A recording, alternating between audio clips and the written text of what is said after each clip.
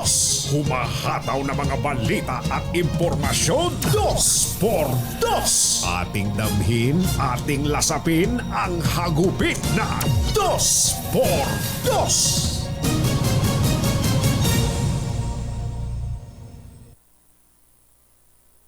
Ipinag-utos ng Pangulong Bongbong Marcos sa MMDA at LGU na bigyan ng isang buwang grace period o palugit ang mga gumagamit ng e-bike at e-trike at mga kahalintulad na sasakyan na dumadaan sa mga national roads sa Metro Manila bago manghuli at magpatao ng multa. Ito ay upang maging pamilyar ang mga driver nito sa ban at mga parusa na kanilang kakaharapin kapag lumabag. Layon daw po ng palugit na hindi muna hulihin, tikitan, pagmultahin o i-impound ang mga nasabing sasakyan sa loob ng isang buwang grace period. Isyu ng bayan. Dos por Dos! At maitim ang balak, magtago ka na. Dos por Dos! Si Jerry at si Anthony, narito na. Dos por Dos! Hahataw ng todo, urado ka. Dos por Dos! Ang katotohanan, dala nila. Dos por Dos! Walang sinasamba pali, maniwala ka. Dos por Dos! Hataw ng husto, tol, umasa ka. Dos por Dos! Dos por Dos! Hi. Secrets line the border. Maganda morning. Humming wise man. Magandang umaga, bayan! Bridge past the Ito po si Anthony Taberna. Humahabol si Jerry Baha. gathering storm. Muli pong sumasa inyo ang Dos por Dos. Dusty Ngayong araw na ito ng Friday! Yuhuu! Totoo na to ha. Today is Friday, April 19. Teka muna, Mother, parang merong may birthday ngayong April. Si Erap ano? Birthday ni Erap ngayon. rekindle. Si Romel Pertes. Saka si Ka Roger. Sino si Ka Roger? Si Ka Roger Rosal. Di ba? Patay na Feel your shrink. ito si Mother. Lahat na may birthday. Pati pumanaw na alam Oh. Go thing that you can. Happy birthday sa lahat ng mga nagbe-birthday. Ilang taon na si Erap ngayon? 87? At 86 o 87? Happy birthday po, Mr. President, Mayor President, It's cold. si Erap. Hand. At alam mo ba kung sino pa, Mother, ang nagbe-birthday ngayon? Si former presidential spokesperson Toting Bunye. Toting Bunye, magka-birthday sila ni Erap. At yun po namang iba na nagbe-birthday din na huwag yung kalilimutang batiin yung mga lalo na yung mga mister. Ikaw nga, mister. Pagka-birthday ng misis mo, lalo na huwag mong kalilimutan, kakiko. Oh, don't Kapag ka birthday ng misis mo, yan ang huwag mong kalilimutan. ghettos and the Okay yung pagbate, babatiin mo siya, pero dapat kahit papano, meron kang iaabot. he stands. Halimbawa, isang pirasong bulaklak. Di ba? Sabihin mo, higit sa lahat ng bagay itong bulaklak na ibibigay ko sa iyo. Baka sabihin ng mismo, ihampas ko pa sa iyo yan. Sana po ay okay kayo at wala pong nagkakasakit. Kahit na ngayon dumadami pa rin ang may pertussis. Kumusta po yung mga nagluluto na ng almusal dyan? Alam mo, Yuel at Ivan, parang hindi na tayo nasanay ng almusal na walang iklog, ano? Parang pagka kumain ka ng almusal, perming may iklog. Kaya nasanay tayo sa itlog. Ba't bang hihilig nyo sa itlog? Kaya nga yung tapsilog, tapsilog, long silog, bang silog, lahat na lang may log sa dulo, no? Yun nga lang ang problema. Alam nyo po ba na ayon po sa ulat, ultimo pala pangingiklog ng mga manok, yung pangingiklog ng mga manok ay naaapektuhan itong tag-init na ito. Kaya daw po yung mga itlog ay lumiliit. Lumiliit na, nagmamahal pa. Mother, nagmamahal daw yung iklog. Sus, Mariano kain doon. No? Hindi ba no isang araw lang ang pinag-uusapan natin bumababa ang halaga ng iklog? Nung pala ay tumataas na naman. Sus, Mariones. Oh. But he ain't. Binabati po natin ang mga misis ng tahanan 4 days after sweldo. Kayo po ba ay magaling mag-budget o ubus na? Ubus na yung inintrego sa inyo ni Mr. He's a god. At siyempre atin pong kinukumusta ang mga nagmamaneho ng e-trike saka mga e-bike. Again, it's catastrophic. Binigyan pala kayo ng grace period o panibagong palugit ng ating Pangulong Bongbong Marcos na na dala din ang Pangulong Bongbong Marcos doon sa interview. Siguro napanood niya, no? Yung interview ng media sa mga e-trike drivers na hinuhuli po ng mga otoridad natin. Kaya sabi niya, bigyan ng 1 month yan para maintindihan nila kung saan bawal at ano ang multa. At baka doon ay maka-comply sila. Ang tanong lang, Mr. President, at tanungin nga din natin na Mother, ang MMDA, paano yung mga nahuli na? Paano yung mga nahuli na? Baka sabihin nila, pwede ba isoli namin yung kan? Isoli ninyo sa amin yung multang ibinayad namin na 2.5. Malaki din yun Di ba? Tapos yung mga inimpound ang sasakyan dahil nagmaneho sila ng e-trike na wala silang lisensya. Paano yun? Yung ba parang wala na ba yung mga infractions na yon o yung mga paglabag na yon ng mga nakaraan? Yan po ay mga malamang tanong din ng ating mga e-trike drivers. Pero isa pong magandang mapapansin natin dito, tumutugon at nagre-react accordingly ang Pangulo. Ang Pangulo pa mismo ang nakapanood ng mga pangyayari sa ating mga kababayan. At ang pinakahuling babatiin natin ngayong pagpambungad natin ay si First Lady Lisa Araneta Marcos. Madam First Lady, gising na po ba kayo? Hindi, sa bagay sa interview natin sa kanya, sabi mga alas 8 na raw siya nagigising alas 8 na raw siya. Doon po sa mga napuyat, kaiintay doon sa ating interview kay First Lady Lisa Araneta Marcos. Patawad po dahil ako din hindi ko napanood. Dahil nakakatulugan ko Ang totoo po nun ay pang Mother's Day sana namin tong interview na to. Kaya lang po, ilalabas namin yung interview na to. Kaya lang po ay mismong si First Lady ang nagsabi na hindi, ilabas nyo na. Para sila mismo nagsabi, ilabas nyo na para hindi taken out of context yung kanyang sinasabi. Well, tama din naman Kaya kung kayo po nagtataka, ano ba ito sinasabi ni Katunying na to sa DZRH? Ito po yun. Papakita ko po sa inyo. Ito po, banner story po ngayon ng Philippine Star. Ayan. Salamat naman. Kinote nyo yung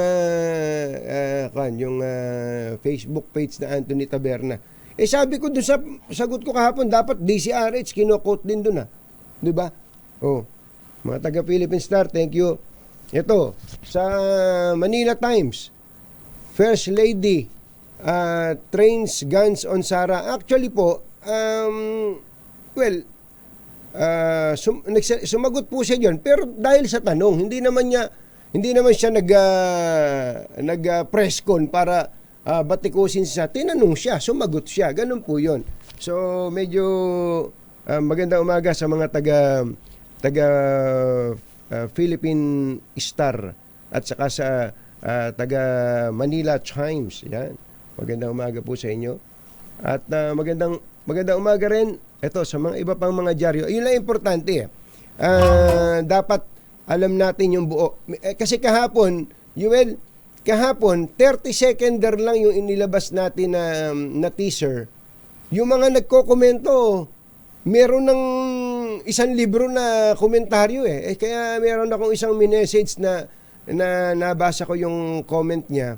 Sabi ko, bossing, baka pwede naman na intayin mo yung buo. 1 oras yan Mahigit 1 oras pa nga yan before we can make a comment. Pero doon po sa mga nagpuyat, naghintay sa ating Tune In kay Tunying YouTube channel at sa ating pong Facebook page na Anthony Taberna.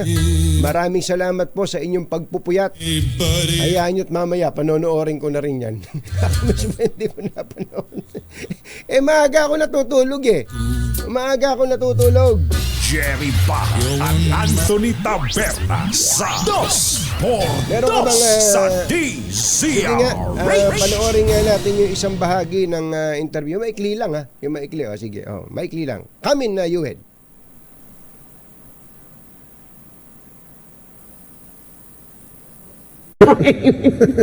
Sabi niyo, she crossed the line. Ano ibig sabihin nun?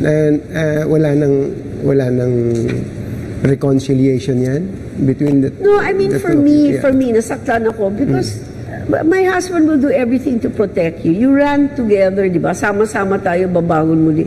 Pupunta ka sa rally, tatawagan yung presidente mong bangag,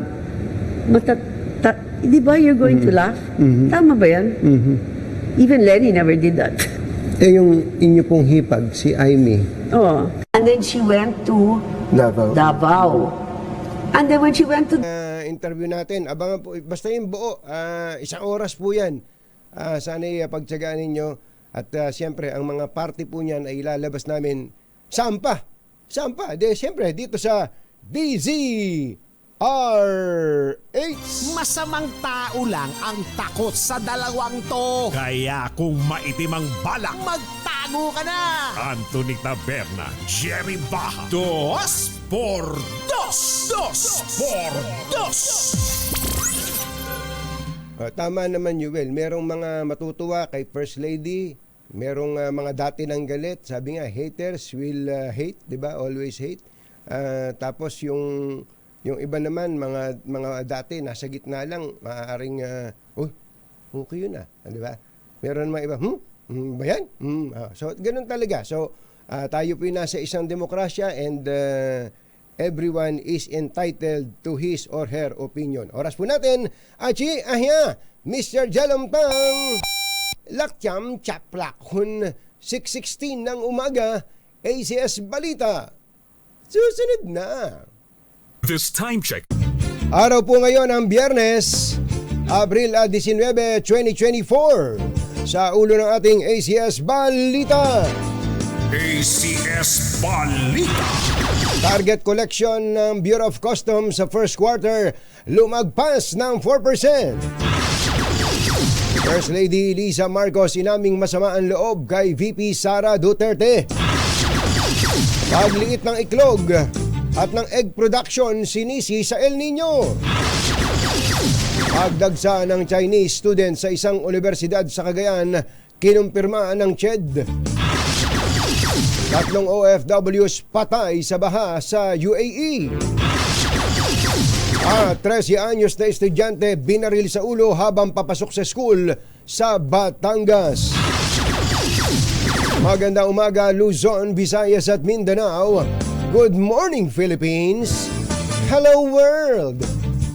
Sa pangalan po ni Jerry Baha, ito si Anthony Taberna at ito ang ACS Balita. ACS Good News. Sa ating ACS Good News, lumagpas po ng 4% ang target collection ng Bureau of Customs sa first quarter ng 2024. Ayon kay Customs Commissioner Bienvenido Rubio. Wala yung kasabay ko dito Lahat wala yung kasabay. Sinabi po ni Customs Commissioner Bienvenido Rubio. Ayun, tama yung mother, sinabayan mo ako. Umabot sa 219.38 billion ang koleksyon nila mula January hanggang March 2024. Ito po'y lagpas sa target na 210.89 billion o mas mataas ng 4%. Sinabi ni Customs Commissioner Bienvenido Rubio. na nakamit nila ang goal sa pamamagitan ng paggamit ng mga hakbangin gaya ng Prior Disclosure Program at iba pang audit discoveries na nagresulta sa karagdagang kita na 1.088 billion pesos. Bukod dito, sinabi ni Customs Commissioner Bienvenido Rubio na umaabot sa 3.89 milyon bilyon ang nalikom ng customs sa pamamagitan ng public auction. Alas 6:26 na ng umaga, naimbag bigat kada kayo amin na po, agriin kayon, gising na! Hindi na itago ni First Lady Liza Araneta Marcos ang sama ng loob kay Vice President Sara Duterte. Sa panayam ng tune-in kay Tunying, sinabi ng unang ginang na bad shot na sa kanya si VP Sara kahit pa manghingi ito ng sorry. Nasaktan umano si First Lady nang dumalo si VP Sara sa isang prayer rally kung saan tinawag na bangag ni dating Pangulong Rodrigo Duterte si Pangulong Marcos. Tumawa pa niya ang Vice Presidente sa nasabing pahayag ng kanyang ama na maski si dating VP Leni Robredo ay hindi ginawa. I was always kind to her. I'm really nice naman eh. Pero nung Wala bang kahit na maikling sorry man lang after that? bad shot na yan sa akin. Ganun pa. Unless she says sorry or whatever. Maybe she will, maybe she crossed the line. And then going down sa Prague, nakita ko siya ulit, di ba? Sabi ni Bong, behave. Sabi ko, wrong person, honey. Sabi niyo, si cross the line. Ano ibig sabihin nun? Wala nang reconciliation yan between the... No, I mean, for me, nasaktan ako because my husband will do everything to protect you. You ran together, di ba? Sama-sama tayo, babangon muli. Pupunta ka sa rally, tatawagan yung presidente mong bangag, di ba you're going to laugh? Tama ba yan? Even Lenny never did that. Ang tinig ni First Lady Liza Araneta Marcos. ACS Balita. Alas 6:28 na ng umaga, Diyos maray na aga sa Indogabos, mga Bicolano, mata na kamo, gising na!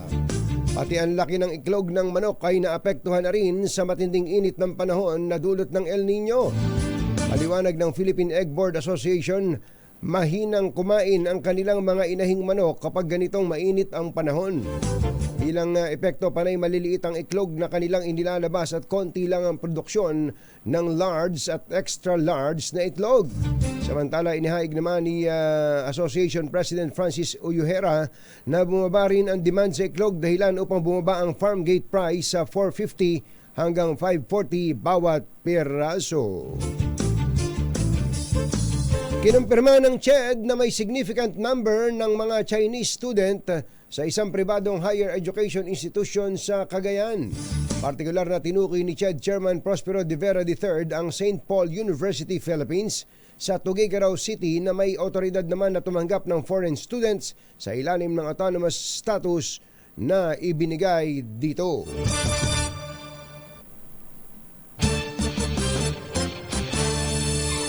Alas 6:29 na ng umaga, mayong aga mga pinalangga, bugtaw na kamo, gising na! 3 OFWs ang namatay sa malawakang pagbaha sa United Arab Emirates. Ayon kay Migrant Workers Department OIC Hans Leo Kakdak, namatay ang 2 Pinoy sa suffocation habang nasa loob ng sasakyan, habang ang ikatlo ay nasangkot naman sa vehicular accident sa kasagsagan ng malakas na ulan. Ang tindi nitong nangyari sa gitnang silangan, lalo dito sa United Arab Emirates. Ang tindi ng baha dyan. Grabe, para silang naundoy, no? Ang hindi natin maintindihan sa pagiging progresibo ng UAE, di ba dapat magaling ang kanilang drainage system kahit matindi ang pagbaha. Siguro hindi nila masyadong inaasahan na may mga ganitong klase ng phenomenon sa kanila. Bakit? Tanong nyo kung bakit. Tanong nyo muna. Bakit? Kasi, disyerto. Sabi siguro nila, kung may ulan man dito, hindi naman ganun kadalas, hindi ganun kalala. Pero ito, tingnan po ninyo, grabe. Ito po mga highway po itong pinakikita namin sa inyo. May highway, may subway. Ang subway, grabe tubig. Ang mga malls, grabe tubig. Ang runway ng airline ng airport, grabe po ang tubig. Ang tindi nito, talagang ang tinatawag nating climate change, grabe, ang tindi po talaga. Yung iba hindi pa rin to yata pinaniniwalaan na andito na sa atin, na andito na po sa atin ito. Pero kampo, wag na tayong magkunwari. Iyan po, United Arab Emirates po yan, Dubai po. Dubai, ano pa ba yung mga Emirates dyan? Dubai, Abu Dhabi, yan. Grabe po ang nangyari. Kaya yung ating mga kababayan na nandidiyan, na nanonood, mag-iingat po kayo. I'm sure hindi rin po kayo sanay dito sa pangyayari na to. Wala tayong ibang dapat na gawin kundi todong pag-iingat. At siyempre, ipanalangin po natin yan sa ating dakilang may kapal. Alas 6:32 ng umaga. Maupay nga aga mga kasangkayan, mga kabugtuan, mata na kamo, gising na. Isang grade 8 student ang binaril sa ulo habang naglalakad papasok sa school sa Barangay Banyaga, Agoncillo, Batangas. Blanco pa ang pulisya sa motibo ng pamamaril ng suspect dahil ayon sa pamilya ng biktima na si Jenny Balakwit, 13 anyos, ay wala silang alam na kaaway nito. Si Jenny ay estudyante ng Banyaga National High School. Pero kahit na grade 8 lang ito, kahit may kaaway pa ito, tapos babarilin. Anak ng bakang dalaga, no? Ayon sa mga saksi, inakala nila na kabilang ang suspect na maghahatid lang ng bata sa school at nakikipagbiroan pa ito sa isang barangay tanod na nasa lugar. Nang makita ng suspect ang bata na paparating na, bumunot ito ng baril at pinasabog ang ulo ng biktima bago mabilis na tumakas. Grabe, no? Grabe. Ulitin natin, ito po ay 13 years old pa lang itong batang babaeng ito, Jenny Balakwit. Di ba? Kahit na may kaaway pa nga, ano ba namang yung away? Di kung away bata, di mag-aaway yung mga bata. Pero ito, ay nako, what is happening to our country, General? Alas 6:33 ng umaga. Susunod! May bago ng presidente ang Pagcor. Sino siya? Parang nasabi na natin yung kahapon. At doon po sa mga walang pera dyan na nandiyan naman kayo sa Kalentong. Kami bahala sa inyo. Dahil ang ating malakas stickering promo ay nandiyan po sa tapat ng Don Bosco Technical College sa Kalentong. Ayan, sa Don Bosco Technical College Kalentong. Yung pong mga nakikinig sa atin dyan na mga motorista, kayo may grab driver, taxi driver, o kaya sweet lover, ayun. Pwede po kayong pumunta dyan para po magpa-sticker. Pero kapag kayo sinuwerte pa, hindi lang sticker ang madadali nyo. Namimigay din ng pera itong malakas agent natin, si Sherwin Alfaro. Yan at iba pa sa pagbabalik ng ACS Balita. 6:34 ng umaga. This time.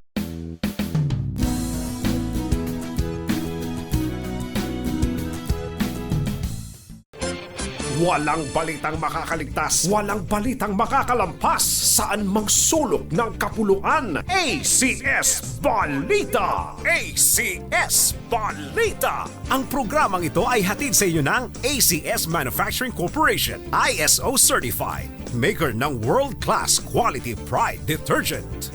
Hi! Maganda morning! Anong araw today, kumbachero? Kumbachero? Today is Laundry Day Friday! Yuhuu!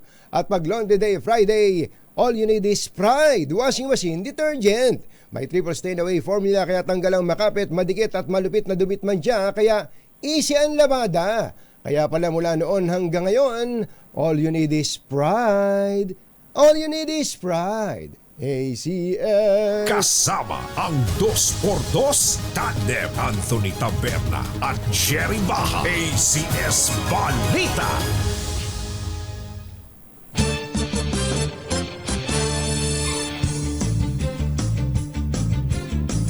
Alas 6:41 na ng umaga, may bago ng Presidente at Chief Operating Officer ang PAGCOR sa katauhan ni Attorney Wilma Isma.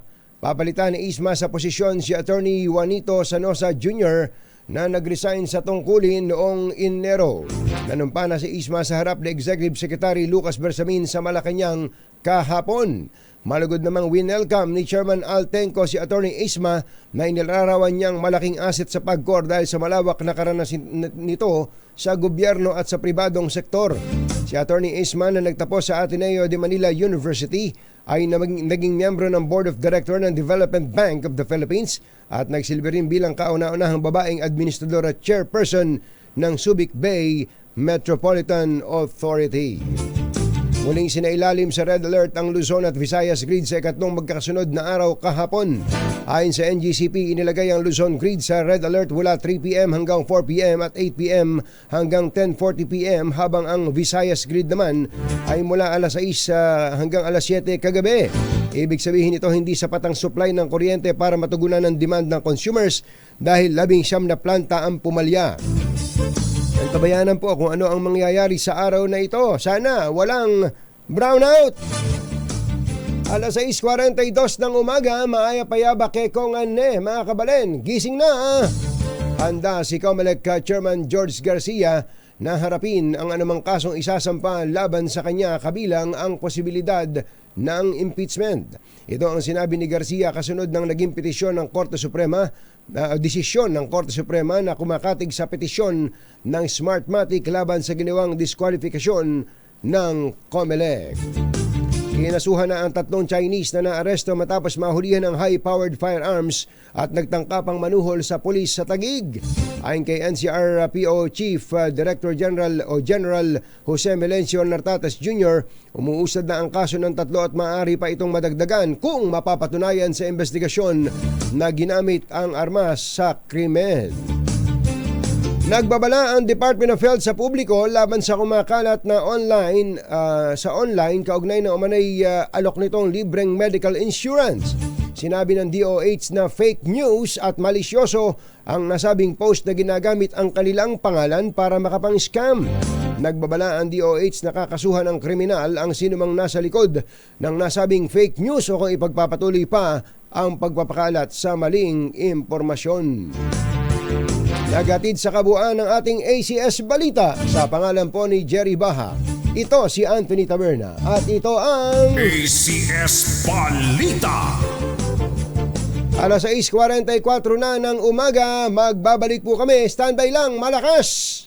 Wala ba tayo dyan? Balitang Hanan, balitang maaasahan. ACS Balita. Ang programang ito ay hatid sa inyo ng ACS Manufacturing Corporation, ISO certified, maker ng world-class quality pride detergent. Sa Diesel Age, mas malakas ang dikit stickering promo. Alamin na ang location ng ating roving team.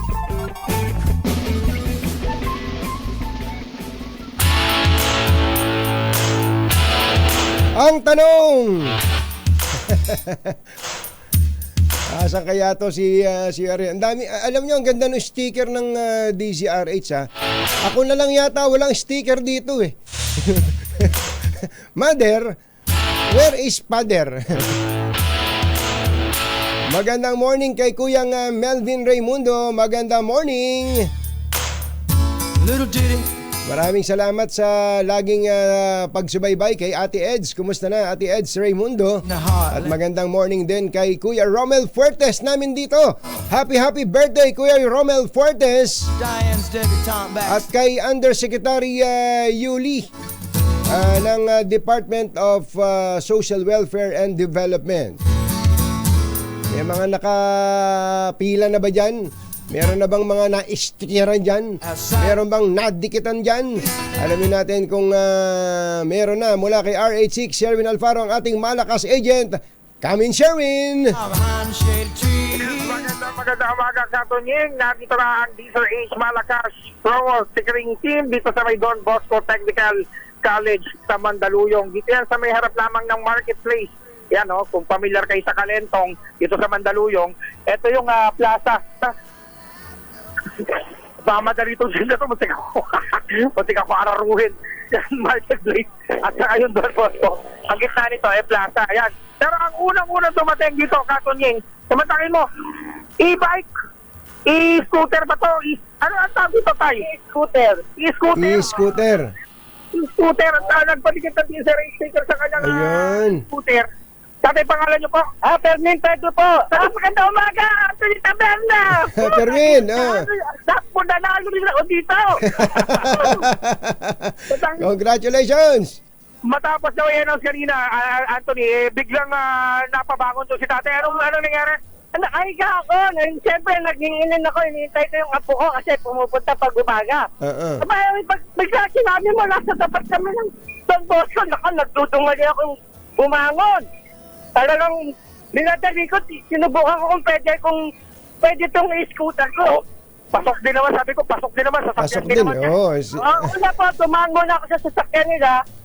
Kumatok ako, pwede ba akong magpadikit ng sticker? Inahanapan ako ni Mr. Erwin sa Alfaro ng sasakyan. Saan sasakyan? Sabi ka, Toto! Naka-e-scooter pala. Sabi ko, saan natin titikitan yung e-scooter? Ayun nga, pala pwede titikitan yung e-scooter ng sticker dito sa gilid. Oo naman. Huwag mo tatanggalin yan, Kuyang. Huwag mo tatanggalin, tatay, ha? Hindi ko tatanggalin yan. Hanggang malobat ako. Maraming salamat. Ano pangalan mo ulit? Fermin Pedro po, Fermin. 33 at 35 Mabuhay po sa kapitan namin si Kap Angga. Ayun, ganun sana. Maagang greetings pa, may pa-shoutout pa. Ano pa po rito mga programa tuwing umaga? Si Anto Tabel na po, si Jerry Bad, Dos por Dos. Dos por Dos, ito meron ng 1,000 pesos. Salamat po. At syempre, dahil pogi ka tatay, gusto mo ba mapumogi? Syempre, lalo pa. Ito na pampapogi mo dahil meron ka t-shirt na t-shirt. Maraming salamat sa DCRH at Anthony Taberna. Yun, At syempre, thank dahil you. gusto namin masaya ka lalo, ito pampasaya. Napakabigat t-shirt is grocery bag. Malaking tulong po sa amin. Maraming po salamat. Thank you. Doon sa mga kababayan natin, Anthony, na gusto magpadikit na t-shirt sticker, makinig kayo maigi dahil maya-maya mag-ano tayo ng ating bago location para sa ating t-shirt stickering promo ngayong umaga. So, Aris number 6, Sherwin Batal para tuloy-tuloy sa pagbabalita, tuloy-tuloy sa serbisyo, sama-sama tayo Pilipino. Nakakatuwa naman. Yun talaga, pagka hindi lang sticker, hindi ka lang nabigyan ng sticker, ikaw ay nabigyan pa ng 1,000, tapos walang kahirap-hirap, naabutan ka pa ng grocery items, aba, saan ka pa? De syempre sa DZRH. Ang mga kumbatsero ng bayan, Katunying at Ka-Jerry. 2 por 2. Pag maitim ang balak, magtago ka na. 2 por 2. Si Jerry at si Anthony, narito na. 2 por 2. Hahataw ng todo, urado ka. 2 por 2. Ang katotohanan, dala nila. 2 por 2. Walang sinasamba pali, maniwala ka. 2 por 2. Hataw ng gusto, tol, umasa ka. 2 por 2. Muli binabati natin si Boss Romel Fuertes ng happy birthday. Kanina pa kami dito bati ng bate. Bekenemen. At si Yusek Yuli Aguilar ng DSWD, happy birthday. At salamat din po sa mga kay Professor Clarita Carlos na nakatutok po sa atin. Thank you. Kay Professor Ranjit Rai at siyempre kay Kuyang Randy Sakay, Kuya Randy Sakay ng Heart Center. Good morning din sa mga taga Pag-ibig. Ayan, lalo na kay Attorney Ronnie Heron. Magandang morning kay Glenn Gatus. Happy birthday po sa inyo. Oras po natin 6 minutes before 7. RH number 1.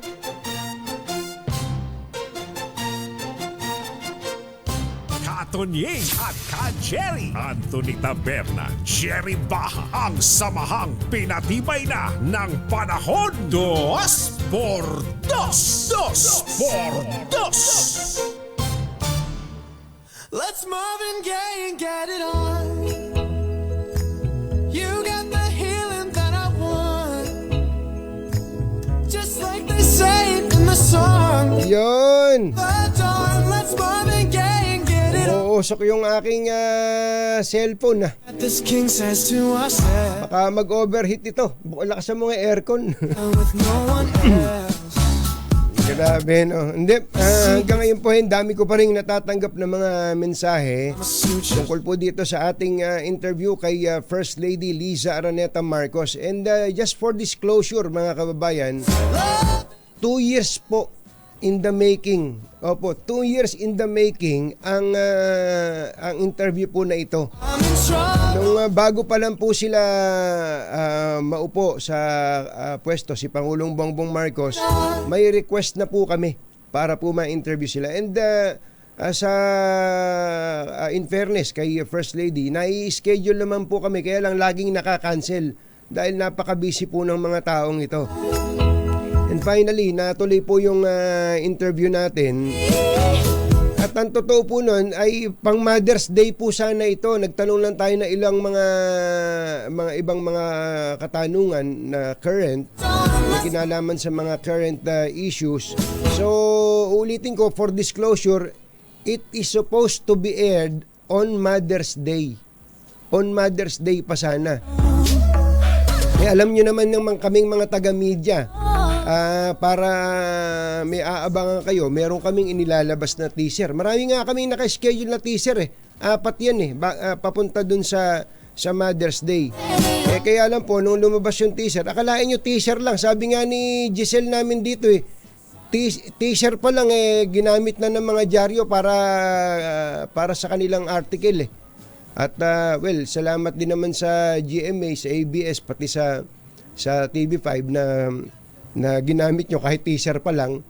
Ganun ka, kasi nga compose yan, napakailap po ni First Lady. Hindi po siya nai-interview on a regular basis, ma-ambush interview, sit down there. Sabi nga po niya sa akin, 3rd time pa lang niya na-interview in her life. 3rd or 4th time, pero 3rd yung sinabi niya. Ngayon po, bakit po inilabas namin ngayon, kahapon? Kasi nga, kung ano-ano yung, sabi ko nga sa inyo, may 30-second teaser, video teaser, may mga nagko-komentaryo, 1 libro Ganong katinding mag-analyze sa teaser.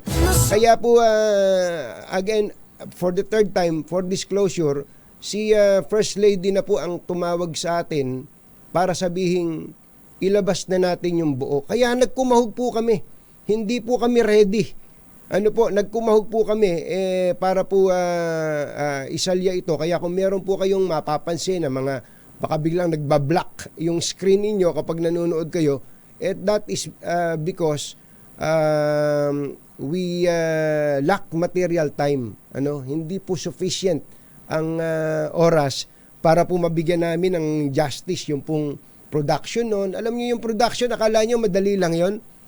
Mahirap po yun. Mahaba po, maraming tao ginagamit yan. Yung pag-i-edit lang niya. Lalo ito, 1 oras na interview po ito. Kaya pasensya na po kayo kung may mga lapses po kami. Pero at least, andyan na po. Mapapanood na po nyo sa TuneIn kay Tunying YouTube channel, yung buo, at saka sa Facebook page na Anthony Taberna. At kung meron pong mga sumaya dyan, may nalungkot dyan, may nainis dyan, may nagalit dyan, everyone is entitled to his own opinion. Kauna-unahan sa Pilipinas. NBC Manila Broadcasting Company. DZRH, member kapisanan ng mga broadcaster ng Pilipinas. Member KBP, oras 3 minuto na makalipas ang 7 ng umaga. Balitang bagong-bago. Balitang dapat alam mo. Balitang magdadagdag ng talino. Dahil bagong impormasyon, makibalita. Unang-una sa DZRH.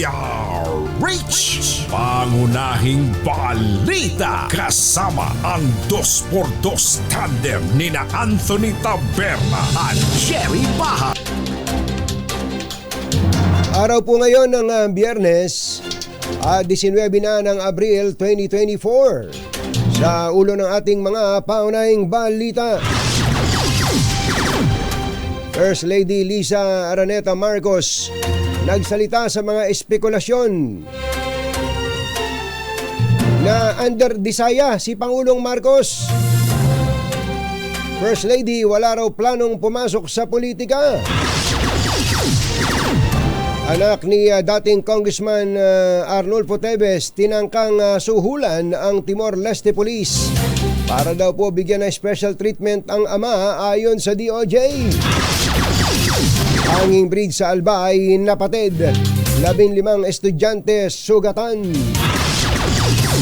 PNP bigo nang makakuha ng droga sa bahay ng Canadian National na inuugnay sa mahigit 9 bilyong pisong droga sa Batangas. Pag-asa nagbabala ng 52 degrees Celsius na heat index sa ilang bahagi ng bansa. Magandang umaga Luzon, Visayas at Mindanao. Good morning Philippines. Hello world. Sa pangalan po ni Jerry Baha, ito si Anthony Taberna. At ito ang Pangunahing balita. alas 7:05 na ng umaga. Wala pong nakitang anumang kontrabando sa bahay na inuupahan ng Canadian National na inuugnay sa nasabat na 9 billion pesos na halaga ng droga sa Alitagtag, Batangas.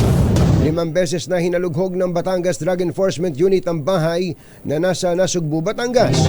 Pero walang nakitang ebidensya na magpapatunay na sangkot ito sa nahuling droga sa Alitagtag. Ayon naman sa may-ari ng bahay, nitong Holy Week pa huling nakita ang naturang Canadian National pero nagbabayad pa rin ito ng renta. Teka muna nga pala, Mother. Ano tong, hindi ba 13 billion to? Ba't naging 9 billion? Binaba nila. Parang, yan ang sinasabi natin.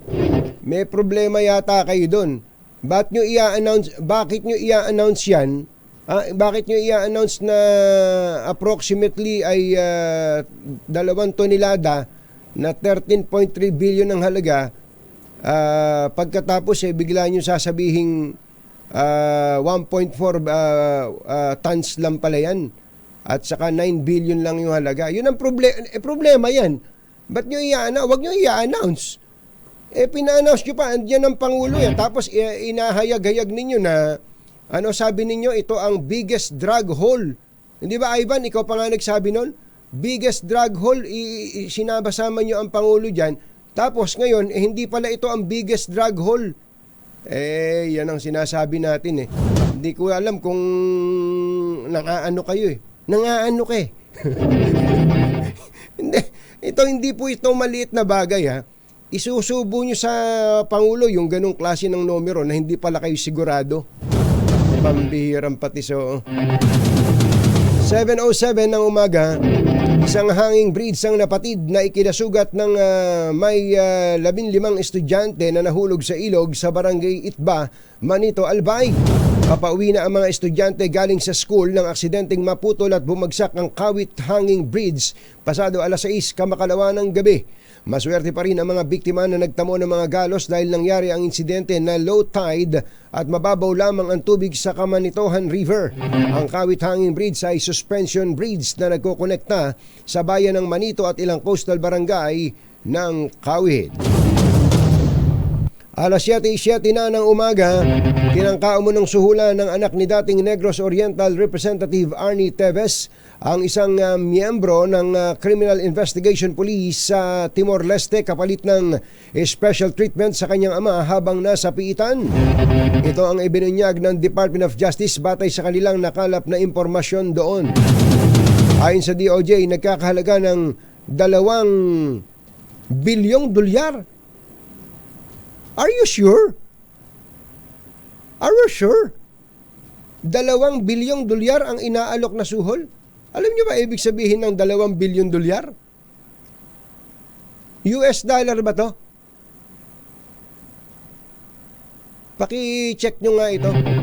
Ang $2 bilyong Ang ibig sabihin ng US dollar ba to, Mother? Ang 2 bilyon dolyar ay, baka hindi niya mabuhat yon.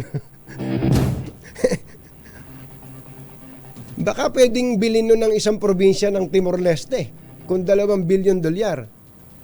Paki-check natin to. Ayon po sa DOJ, inaalok daw po ng suhol ng anak ni Teves para sa seguridad ng kongresista na nakakulong sa Bicora Prison habang dinidinig ang kanyang deportation case. Yan sinasabi ko sa inyo. Yan ang sinasabi ko sa inyo. Nanawagan DOJ sa mga otoridad ng Timor-Leste na madaliin ang proseso ng deportasyon laban kay Teves. Isang pagtutuwid, 2,000 dolyar lang, 2,000 dolyar. Ayan. Okay. 2,000 dolyar. $2,000. 114,000 pesos sa palitang 57 pesos, ano? Kaya lang 57.15 na ngayon. Ayan, yun lang ang alok, $2,000. Okay? Alas 7:10 ng umaga, pinagtawanan lang ni First Lady Liza Araneta Marcos ang mga nangiintrigang underdisaya si Pangulong Bongbong Marcos. Sa panayam sa Tune-In kay Tunying, sinabi ng unang ginang na hindi na uso ang pambabatikos at maliring husgahan ng tao batay sa naging nakaraan nito. Ipinagtataka rin ni First Lady kung anong hugot ng mga tumatawag sa kanyang Mrs. President samantalang ni minsan ay hindi siya dumalo sa cabinet meetings. Itinanggi pa ng unang ginang na siya ang nagtalaga sa ilang opisyal ng gobyerno at pabirong sinabi na tsugi ang mga ito kung siya ang in charge. Alam mo yun, tawang-tawa ko na, they say you judge a person from what they did in their life, di ba? Look at my father-in-law. Sa dami nilang sinabi tungkol sa kanya. Now, what he did, he really loved the country and people can see it, di ba? Hindi na uso yung pagpapatikos, Mrs. President daw ako. Ganun ba? Tanong mo sa isang cabinet secretary kung nag-attend ako ng isang cabinet meeting. I think the only when Bong was inaugurated July, his birthday was September. Yes. Wala naman kong alam that time, di ba? So sabi ko, can I just go in without Bong? I stayed for 1 minute. All I said was, hi everyone, I just want to invite you to Bong's birthday. It's a surprise. Pero akong nahiya, umalis na. That's it. That's the first and only time. Does that look like a Mrs. President to you? At lahat ng mga appointments ngayon ay ina-attribute po sa inyo. Kayo daw po ang nag-a-appoint. Lahat sila. If I'm in charge of that, lahat sila patay. Ako pa. Yan po ang tinig ni First Lady Liza Araneta Marcos. Inoldo ka na rin niya ang ugong na kakandidato siyang senador. Sa Tune-In kay Tunying, sinabi ng unang ginang na ni minsan ay hindi sumagi sa isip niyang tumakbo sa public office. Naluha din ng First Lady na ipunto na hindi niya ginagamit ang kanyang mga proyekto, partikular ang Love for All para sa sariling interes. Inamin din niyang nagulat siya nung una na grabe ang pambabatiko sa kanya ng mga kritiko at nag-iimbento pa ang mga ito ng istorya laban sa kanya. My favorite is I'm doing Love for All because I'm going to run for Senate. Sabi ko, pati ba naman yan? Nilagyan ng, parang ang layo niya na. And you know when I go there, it's maiiyak ka talaga when you see the people. Yung naka-wheelchair, ano ba naman yan? Di ba you're in a position to give them something, di ba? Konting picture, it's the importance you give them. Ang tinig ni First Lady Liza Araneta Marcos. Dinipensahan ni dating Duterte spokesperson o presidential spokesperson Harry Roque si Vice President Sara Duterte matapos ang naging pahayag ni First Lady Liza Araneta Marcos. Ayon kay Roque, walang kahit anong sinabing masama si VP Sara laban kay PBBM kahit ano pa ang saloobin nito. Kinwestiyon ni Roque ang sinabi ni First Lady na tila mas malala si VP Sara kung ikukumpara kay dating VP Leni Robredo. Ginawa ni Roque ang FB post matapos ang mapanood ang teaser matapos mapanood ang teaser ng interview natin kay First Lady Lisa Araneta Marcos. Engineer Tony Nanggel, 7:12 ng umaga. Susunod, Tito Bo. Sino itong magaling na aktor na malamlam ang karir ngayon? Bagsak presyo raw ang talent fee. Pwede pang ikama if the price is right. Grabe naman. Yan at iba pa sa pagbabalik ng Pangunahing balita. 7:14. Mga nangunguna at mga bagong balita sa DZRH. Pangunahing balita.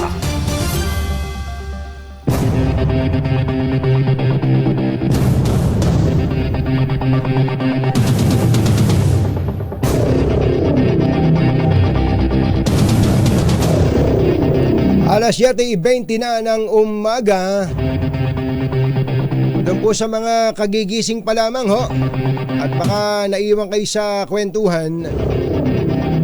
Nagbigay po ng dagdag na 1 buwan ang Pangulong Bongbong Marcos.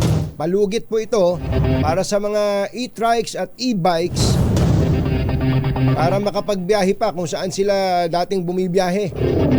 Ilang araw na po kasi nang huhuli ang MMDA at daan-daan na po ang nahuhuli. At kahapon po inanunsyo ng Pangulong Bongbong Marcos ang kanyang kautusan na bigyan po ng sapat na panahon, 1 buwan, ang MMDA at lahat ng lokal na pamahalaan para po maintindihan ng mga kababayan nating involved. Ito pong mga e-trike at e-bike drivers kung magkano multa, saan sila bawal, etc. etc. Ano kaya reaksyon ng ating mga e-bike rider? Alamin natin ang balita mula kay RH23 Edwin Duque. Sa oras na 7:21 ng umaga. Metro Manila ngayon. 23 Edwin Duque, come in Edwin. Katujing, happy uli yung mga e-bike at e-trike. Kung nitong mga ilang araw ay wala kang makikita dito sa may kaban ng C3, Dagat-Dagatan at C4. Ngayon ay nag-cross-cross na naman yung mga landas ng e-bike at tricycle. Makarang suspindihin muna yung apprehension sa mga tricycle at e-trike na dumataan sa mga major road, sa Mabuhay Road o Mabuhay Lane, na kamakailan ay tinitikitan ng MMDA sa ilalim ng Regulation Number 24002. Ayon sa operation officer ng ahensya na si Miss Lynn Pineda, ang tauhan ni retired Colonel Bernard Tambawan, 1 buwan mga na unang information dissemination, ang kanilang gagawin na kaninang umaga pa ito ginagawa bago isagawa muli yung panghuli sa mga e-bike at e-trike, tricycle at ilan pang binanggit na ipinagbabawal sa pangunahing lansangan. Unang sinabi ni Mayor Along Malapitan kay General Tambawan na linisin yung mga bangketa at illegal parking sa lungsod. Kaya habang binibigyan ng palugit yung mga e-bike at tricycle, ay kasalukuyan na rin ngayong isinasayos yung ilang mga terminal upang maging malinaw kung saan hanggang saan ang kanilang dapat takbuhin upang hindi sila mahuli kapag matapos na itong 1 buwan na palugit na ibinigay sa... Meron kang makakausap dyan, Edwin? Kanina kasama natin yung DPS dito sa May Mabini. Hindi, yung rider mismo? Lumipat na sila sa ibang lugar dahil may mga ibang lumalabas na, lalo na sa may C3. Kaya pinuntahan na naman nila, umiikot sila ngayon, at iniwan na itong Mabini, kaya yung mga nakaparada sa Mabini wala na, at binigyan nila kailangan kung mo binigyan ng pagkakataon pwede na uli kahit saan. Actually Edwin, ako naiintindihan ko ang Pangulo dun sa sitwasyon, sa kanyang desisyon na yun. Kaya lang dapat ding ma-emphasize natin na yung 1 buwan ay para sa information drive. Sa information drive, hindi muna manguli, pagsasabihan lang muna. Pwede namang bumiyahe Pwede pa rin bumiyahe, kaya lang wag lang dun sa mga bawal na kalsada. Yes, Kato Jing. Ang pagkakalam nitong mga driver ng e-trike, kung may isang buwan, pwede ulit doon sa mga bawal. Ang sabi na nga nito si Colonel Tambawan, yung isang buwan na paninita yun para maituwid yung maling akala at mga maling sa mga pangunahin. Yun ang ibig sabihin noon. Hindi ibig sabihin malaya sila uling bumiyahe. Kaya kanina, napakaraming sinitap pinaalis sa may gaba ng Mabini, C3. Kaya ngayon ay nag-iikot naman papunta ng bahagi ng Thompson Road para may paunawa na yung isang buwan na yun na hindi para maging open ulit kundi may tuwid at magbawal. Happy uli. Nalilito na ako kanina, kanatapos na takbo na naman sa... Hindi na naman na ang ibig sabihin nun, Kuya Edwin, tuturuan sila na sumunod sa batas na hindi sila huhulihin for 1 month kung sila mag-violate. Yung mga nasisita na pabalik-balik, sana samantalain daw nila yung isang buwan na pagpapaalala, paunawa sa mga batas trapiko at kung ano ito nagbabawal, sana raw sa loob na isang buwan ay lubos na nilang maunawaan at sila na mismo yung susunod. Kaya binigyan yung mga terminal ay naayos ngayon para doon na lamang sila pick up point at saan sila pwede magbaba para hindi na sila lalabas. Kayang-kaya ni Mayor Along malapitan yan. Pag sinabi ni Mayor Along, dito lang kayo dito. Tapos yung mga pasahero, yung mga pasahero, magsanay din tayong maglakad-lakad ng konti. Hindi yung gusto ihatid kayo hanggang sa sakayan ng jeep mismo. Tama ka, Tunying. Alam mo, kung dinidisiplina raw yung mga sasakyan, dapat din daw disiplinahin din yung mga sumasakay. Inahalimbawa ni Colonel Tambawan yung kung bakit sa abroad ka nagtitis kang maglakad kung saan pwedeng bumaba at sumakay. Bakit hindi dapat i-implement dito ang tawag yata doon, Edwin, ay disiplina. At saka law enforcement. Kapag kasi may law enforcement, may mga batas tayo, marami tayong batas, kaya lang hindi na ipapatupad. At tayo nga, tama yung sinabi ni Colonel Tambawal ba? Tambawan. Kaya kala ko kaya siya inassign sa pagbabawal dahil tambawal. Tambawan pala, tambawan. Hindi tayo kasi ay napakainit ng panahon natin, Edwin. Hindi mo rin masisisi yung iba nating kababayan na hindi nasanay ng lakad ng malayo. Actually, yung 300 to 500 meters na lakad, ang lapit lang nun exercise pa nga yun kaya lang, dahil sa sobrang init ng panahon, ayaw na nating maglakad. Grabe, init. Mainit.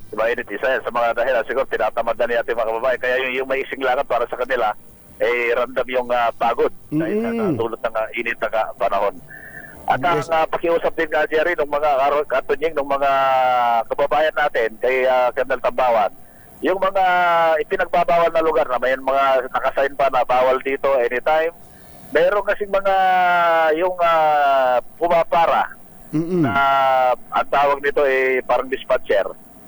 Kung saan yung pinagbabawal, iyan ang magiging nakitang dahilan kung bakit matraffic, lalo na itong kanto ng Samson at Mabini sa patungong Gatong. May mga nakalagay dyan ng mga karatula at andyan ba nga yung sabi nga, i-respetoy niya naman yung mukha ng mayor. Andyan yung mukha niya, nakalagay bawal. Kayo namang mga dispatcher, pinapara niya yung mga jeep. Kaya yung mga kababayan natin na sumasakay din kasi may dispatcher. Yun ang isa sa mga mission na yun. May isayos yung mga terminal, kung anong bawal para mabago naman yung mukha at anyo ng mga mananakay. Ayan, mula pa rin dito sa Kanukan. Edwin, tumawag sa akin kahapon ng DSWD at nakausap nila si Richelle. Nakausap nila si Richelle sa pamamagitan ng barangay chairman yata dyan sa Valenzuela. Pasolo, barangay Pasolo. Oo, nakausap nila at wala nang dapat intindihin si Richelle dun sa hospital bill na natitira. Sagot na ng DSWD din. Sabihin mo kay Richelle, pag nakausap mo, yung mga... Tumawag na gabi, Katunying. Lubos na nagpapasalamat sa programa ng 2x2. Kay Katunying, ka Jerry. Doon sa natatanging nagpupursige para matulungan siya. Sabi nga nila, nag-iisang tumawag at ito nga, dahil nga sa programa ng 2x2, ang buong pamilya nito ay nagpapasalamat sa tulong ng 2x2 sa DZRH. Kaya kagabi, nung ipinaalam na may tumawag na sa under process para mabayaran na yung utang sa hospital Yun. na nagkakalaga na may 100,000 piso. Yan. Thank you. Ayan, oo. Ayun, Jerry, Ato Jing, back to you. Metro Manila ngayon. Ang mga kumbatsero ng bayan, Katunying at Ka-Jerry. 2x2.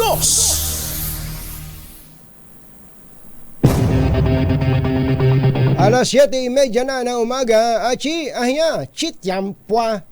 Nagbabala ang Pag-asa na papalo pa sa extreme danger na heat index ang mararanasan sa ilang lugar sa mga susunod na araw. Ayon kay Annalisa Solis, hepe ng Climate Monitoring and Prediction Section ng Pag-asa, posibleng maitala ang 52 degrees Celsius o mas mataas pang heat index dahil sa El Nino. Dahil dito magdudulot anya ng heat stroke ang direktang sun exposure o pagkabilad sa araw. Naobserbahan naman ng Weather Bureau na malapit sa mga baybayin dagat ang ilang lugar na nakapagtala ng napakataas na heat index ngayong Abril. Oo nga sabi nga nila yun daw hangin sa dagat, kakalawangin grabe, kakalawangin ka na sa kulay mo. Yung init pa, yung singaw, grabe ang init. Ingat-ingat po tayo mga kapamilya, mga kapuso, mga kapatid, mga kabarkada, pati mga trolls. Ingat! Maningil kayo, baka hindi kayo napapasweldo. Maglagay din tayo nung, ano tawag doon? Ivan, ano tawag sa pinapahit? Sunscreen, ayan, sunscreen. Ayun, ayos.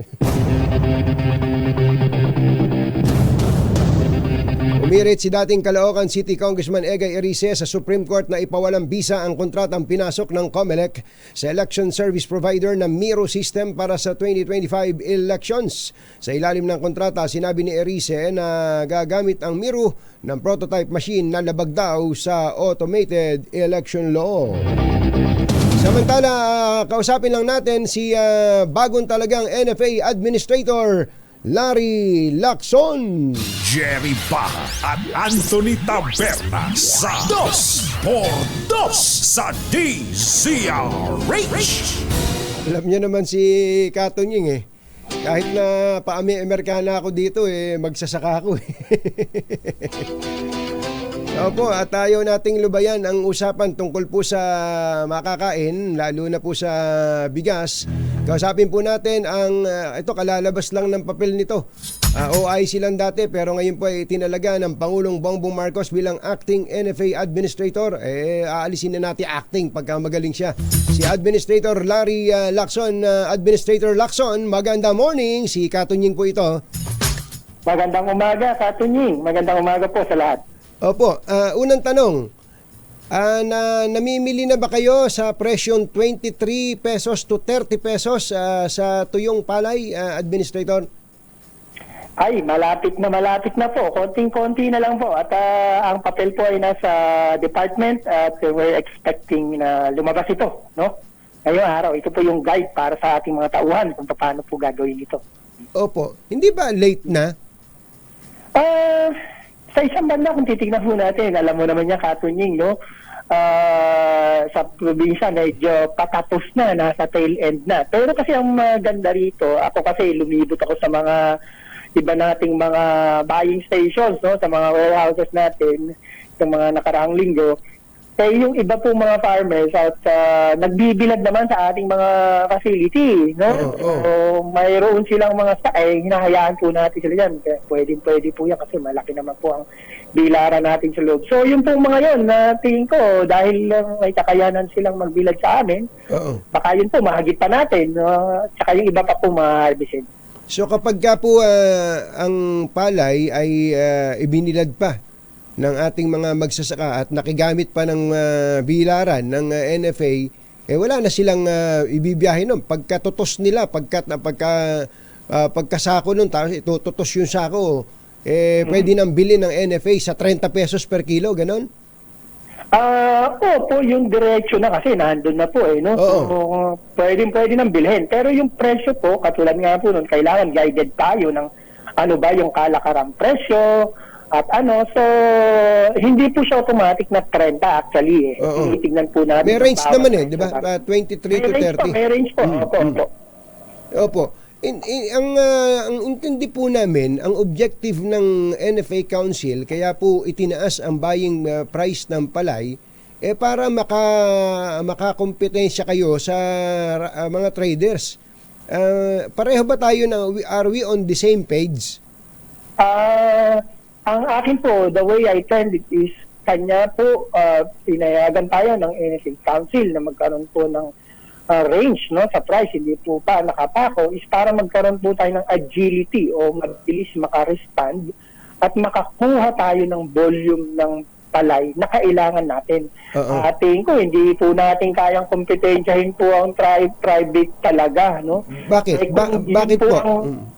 Hindi po, kasi po hindi naman natin sila tinitingnan na kompetensya kasi buffer stocking po tayo. Ang atin po, masecure lamang po yung buffer stock natin, tapos na po tayo.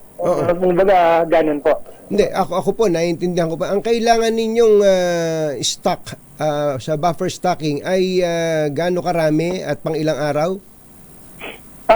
Base po sa study nga po nung nakaraan, pinastudy ng NSA Council, dapat po at least 9 days or mga 300,000 metric tons ng bigas. Opo. Yun po ang target natin. Sa ngayon po ba, gaano kadami na ang nasa bodega ng NFA na bigas?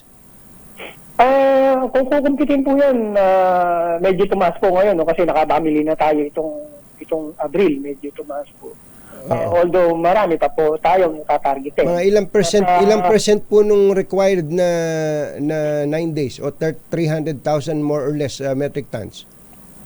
Katulad po nung nasabi ko na sa mga nakaraang interview, nasa 42,246 metric tons po tayo. No? Ang layo pa. Ano? Medyo malayo pa po, pero ito hong magandang nangyari. Ito pong price range na to, no? Makakaganda po sa stocks natin at the same time, nakakakuha na po tayo ng mga gagandang feedback sa mga tulong ng mga farmers na pinuntahan natin sa Mindoro, na tuwan-tuwa po sila dito po sa development na ito, no? Yung price range na ipapatupad ng NFA. So, nakakaasa po tayo, marami po tayo makukuha, mahabol dito sa tail end ng harvest. Meron pong mga reklamo kaming natatanggap kaya daw po hindi nakakabili ang NFA sa mga farmers natin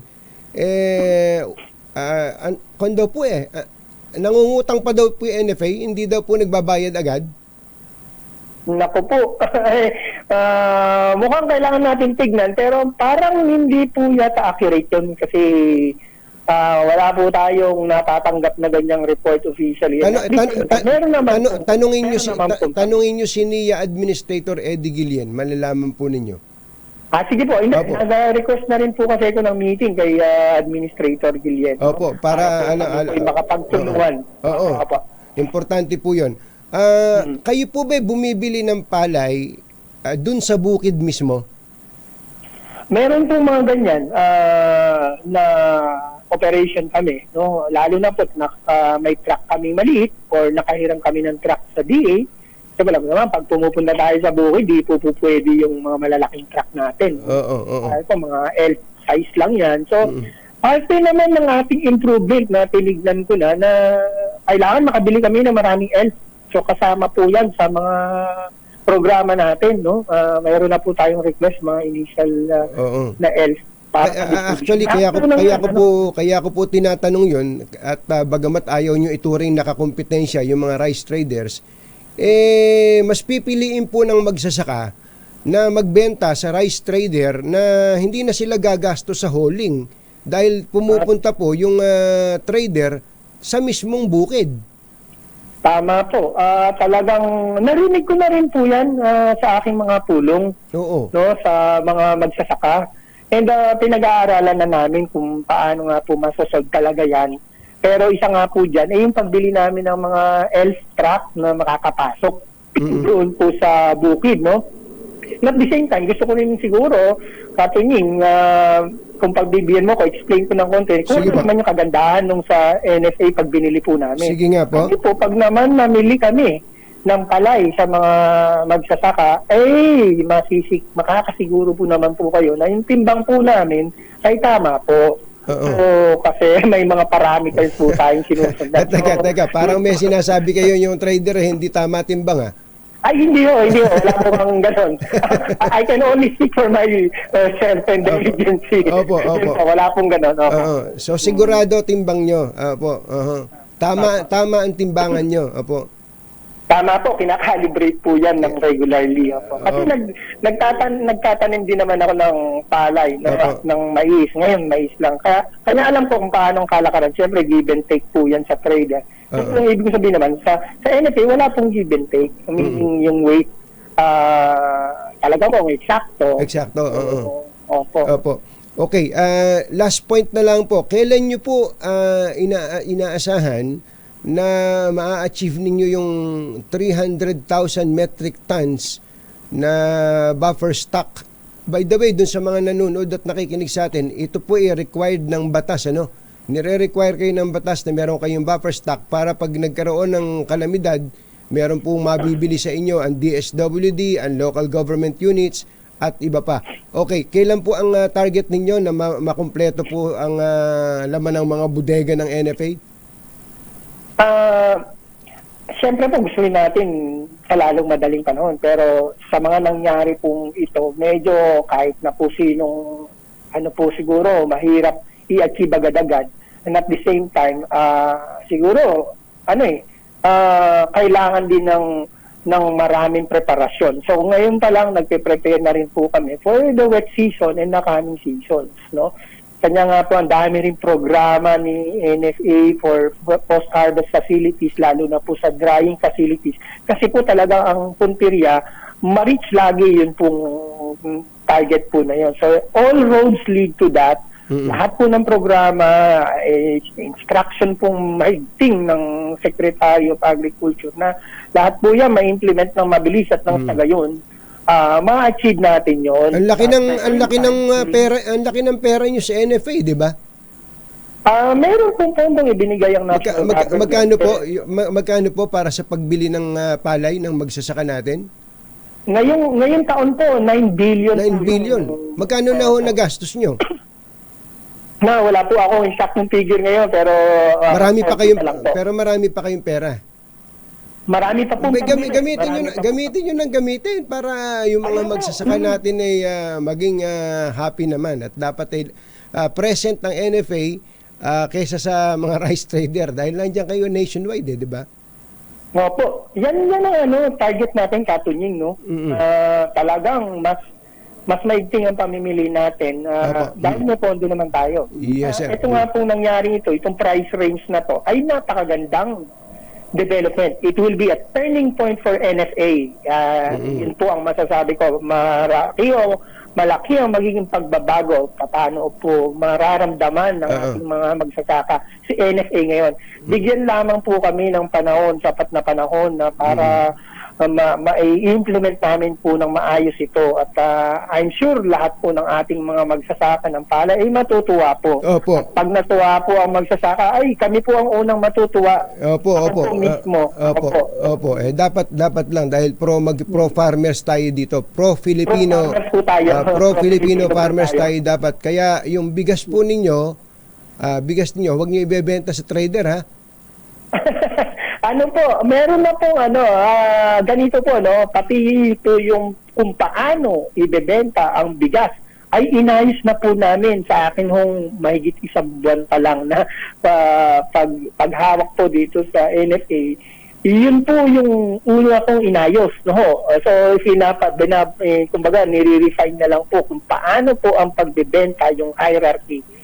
Yung hierarchy ng pagbebenta ng bigas. At ang nabalangkas po namin ay makakasiguro na the best price or the best deal possible for para sa gobyerno. Sa gobyerno. At ito po, nauuna lagi ang government relief agencies sa aming rango. Aasahan po namin yan. Administrator Larry Lacson, salamat po at congratulations po sa appointment po ninyo. Thank you. Maraming salamat po, Katunying. Anthony Taberna at Jerry Baha. DZRH, pangunahing balita. Stand by, Morley Alinio, ikaw na ang susunod. Pagkatapos ni Boy Gonzales, oras po natin, kabilis ng oras, 16 minutes bago ang alas 8 na umaga. This time check is brought... Alas 7:51 ng umaga, ipinatigil po na isang buwan ng Pangulong Marcos ang panguhuli sa e-bike, e-trike sa iba pang kahalintulad na sasakyan sa National Roads sa Metro Manila. Inatasan ng Pangulo ang MMDA at LGU na bigyan ng palugit ang drivers ng nasabing mga sasakyan para sa information dissemination tungkol sa ban. Ayon sa Pangulo, sakop ng grace period ang hindi paninikit, hindi pagpapataw ng multa at hindi pag-impound sa mga e-bike at e-trike.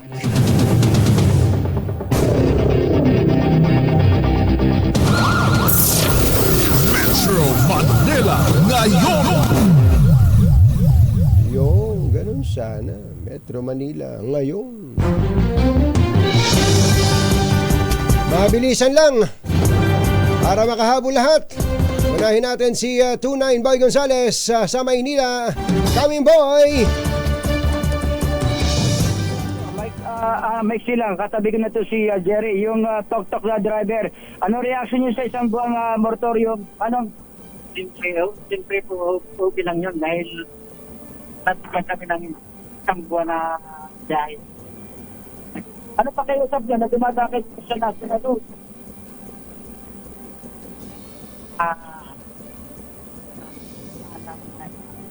Mahina. Medyo may pasahero na kayo. Nagmamadali na yung mga pasahero. Yung pasahero kaya tanungin mo. Ay, doon, balita. Dapat tinanong mo rin yung pasahero eh. Verify sa e-trike. Ayan, pasahero. Pasahero ng e-trike. Araw-araw kayo, Mister. Araw-araw kayong sumasakay ng e-trike dito sa Jose Santos. E-trike po sa kanyang yung tok-tok.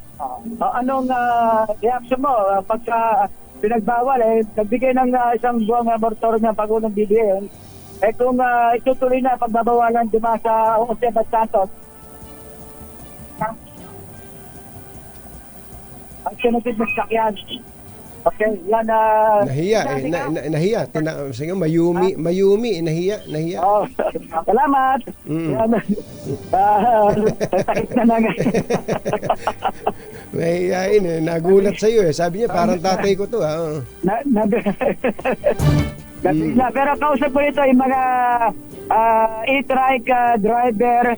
Ang dapat sabi nila ay payagan sila kasi 200cc ang yung sasakyan nila. Nakakarating nga sila dati ng pag bumiyahe ng Bicol. Ganon? Bicol. Naibiyahe na sila ng Bicol. At itong e-trike na to, ay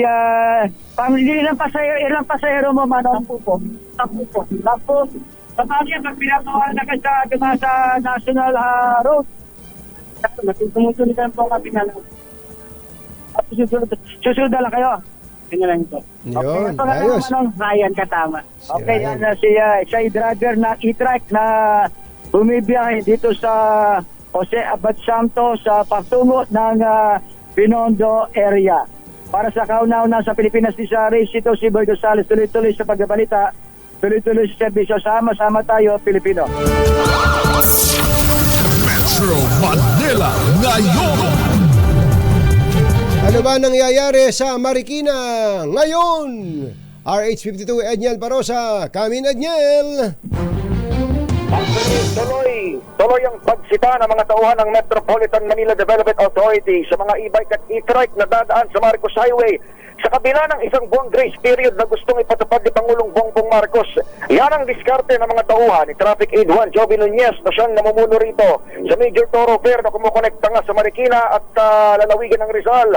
Pero ayon kay Fernando Ruz, Traffic Aid 3 at Deputy ni Nunez, pinapara lang nila itong mga nabanggit na sasakyang lalabag sa panuntunan, pero para lamang pagsabihan. Kaya naman itong sanayin ng mga gumagamit ng e-bike at e-trike, maging mga tricycle at pedicab, lang sumunod sa panuntunan kahit walang paninikit o pag-impound. Layon pa man, wala umano silang magagawa para doon sa mga nauna nang na-impound o nahatak Gaya ng nakabutan natin kaninang babae, nagtungo rito sa MMDA station para tubusin ang kanyang e-bike sa halagang 2,500 pesos. Samantala, ikinatuwa ng mga padyak boys ang awang ibinigay sa kanila ni PBBM. Dumadaan kasi rito tunying yung ilang mga pedicab para magatid ng mga pasahero mula doon sa paanan ng Sumulong Highway. Sa Antipolo ito, hanggang dito sa may Robinsons Metro East. Isa sa mga yan, si Kuyang Jeff, na nakasanayan na umanong dumaan dito sa Gedli ng Marcos Highway para mamasada. Pakinggan natin siya. Salamat po na tinigil. Ano ka naman masada ka? Dito lang kami saan. Mula sa mall. Tantuan lang ng tulay. Tantuan lang. Talagang daan na yun. Para sa kauna-unahan sa Pilipinas, DZRH, ito si Edniel Barrosa. Tuloy-tuloy sa pagbabalita, tuloy-tuloy sa serbisyo. Sama-sama tayo, Pilipino. Pangunahing balita. Thank you, Edniel. Maabot sa mahigit 218 million pesos na halaga ng shabu ang nasamsam ng mga tauhan ng Customs sa NAIA. Ayon kay Customs Commissioner Bienvenido Rubio, nakatanggap sila ng impormasyon kaugnay ng package na mayroong umanong kahina-hinalang laman sa People's Air Cargo and Warehousing. Sinabi ni Rubio na dumating ang package sa Cargo Warehouse sa NAIA mula sa Zimbabwe noong April 13 at ito ay idineklarang machinery muffler. Ito pala yon, ito yung kahapon. Yung report ni Noche Kakas, mother. Ito pala yon, yung report ni Noche. Yung pala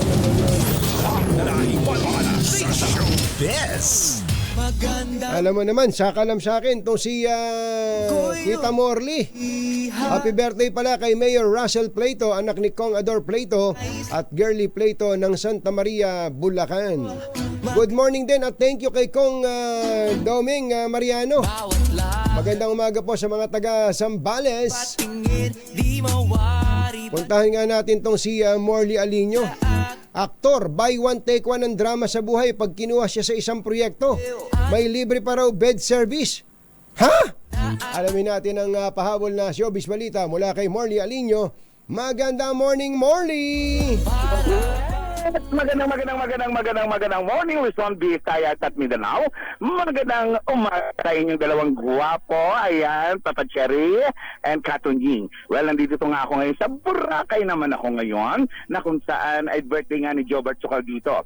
Well, nakakaloka sin super mega nakakabaliw ang buhay ng isang sikat na aktor, guwapong-guwapo, na kung saan dati-rati ay pinagkakaguluhan siya, may manager siya, pero paglipas ng panahon, nag-edad ang naturang aktor, kaya naman nawala na rin siya ng mga racket o mga pelikula pati na endorsement. Wala na rin sa kanya ang kanyang dating manager. Kaya siya na mismo ang nagmamanage sa kanya. Siya na rin mismo nakikipag-usap sa mga producer at kung magkano siya. Well, by one take one ang drama nitong aktor reto, na kung saan kapag kinuha siya, kung bading ang producer o bading ang director, aba, pwede siyang matilawan. Nakakaloka at nakakaawa nga rin tong aktor na ito, pero gayon pa man, kahit may edad na ang naturang aktor, ay pa rin siya. Panalo pa rin ang katawan niyang napakaganda. Ang inis naman, yummy. Molang-mola, sabi nga. Nako, nahulaan ko na. Nahulaan mo na. Hindi ka ba kailangan pangalanan pa? Yan ang ating DZRH Showbiz Status News. Ito po ang inyong RH47, Morley Alinio. Tuloy-tuloy sa pagbabalita, tuloy-tuloy sa serbisyo. Sama tayo, Pilipino. Babu! Thank you, Tita Morley, at happy birthday, 75th birthday kay ating Beth Labasan. Happy birthday po, binabati kayo ng inyong ex-boyfriend si Kuya Jerry Labasan. At magandang morning din pala uli, ang pagbati natin kay former President Joseph Estrada ng happy birthday at kay Secretary Toting Bunye. Happy birthday po sa inyo. Kuya Erwin Aguilar, magandang morning. Kuya Romel Sitin, ayan, pupunta kami dyan sa Aseya, dyan sa Subic. Ang sarap maglublob ngayon dyan. Pero kung may butas na yung bubong ng bahay nyo, no problem. Buti na lang may bubong na maaasahan. Gawa sa state-of-the-art technology, may aluminum na, may pintura pa. Now available na rin sa pre-painted tiles pan. Para sa eleganteng bubong na matibay na, makulay pa, mag-Cherry Loom, pre-painted ka na! Ang tanong, Abangan po nyo si Lakay Deo Macalma at si Miss Apit sa Damdaming Bayan. At doon po sa mga nagtatanong kung saan mapapanood ang ating full interview kay First Lady Liza Araneta Marcos, magpunta lang po kayo sa YouTube channel na Tune In kay Tunying o kaya sa Facebook page na Anthony Taberna. Maraming salamat po sa inyong pagpupuyat. Marami pong nag-abang kahit na alauna na yata namin na ilabas Yuel dahil sa mga ganon, mga alauna na ng madaling araw. Ayun po, kung gusto nyo mapanood ang full interview, 1 oras po yan na interview, ando doon po ang atin pong full interview kay First Lady Liza Araneta Marcos. O paano? Bye! Happy weekend! Woohoo! Damdaming Bayan! Susunod na! Jack say, hey Diane, let's run off handshake.